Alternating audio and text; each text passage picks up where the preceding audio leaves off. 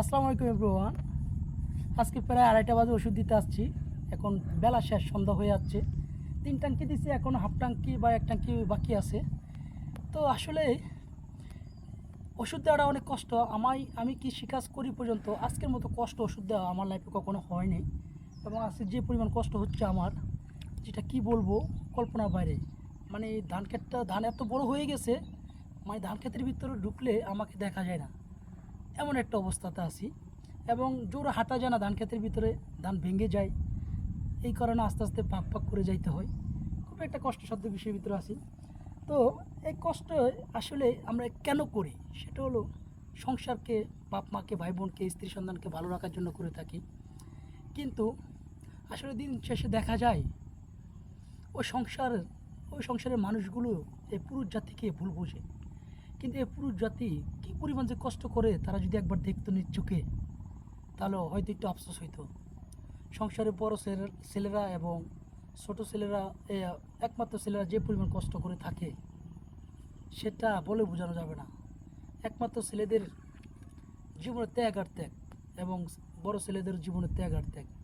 ছোট ছেলেরা শেষ পর্যন্ত তাদের, মানে ছোট ভাই বোন যারা আছে, এরা ভুল বুঝে। তা আজকে যেটা বলবো, আসলে এমন পরিমাণ কষ্ট হচ্ছে, এই কষ্টের কথা মনে পড়ে ধর্ষক বিল্লালের একটা কথা খুব মনে পড়ে। আমরা এত কষ্ট করি কী জন্য?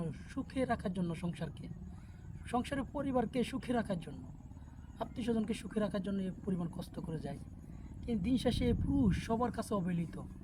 এই পুরুষের কাছে কাছে যদি টাকা না থাকে, সবাই বাঁকা চোখে দেখে। আত্মীয় স্বজন বলেন, লাইফ পার্টনার বলেন, বা বাপ মা বলেন, যে বলেন না কেন, সবাই বাঁকা চোখে দেখে।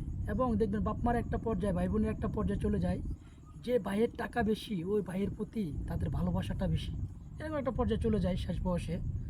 তো আজকে মানে এত পরিমাণ কষ্ট হচ্ছে, সেটা মানে অনুভব করতেছি। আর ধর্ষক বিল্লালের একটা কথা খুব মনে পড়ছে, সেটা হলো সংসারের অভাব মেটানো কখনোই সম্ভব না, যতই করি উপার্জন।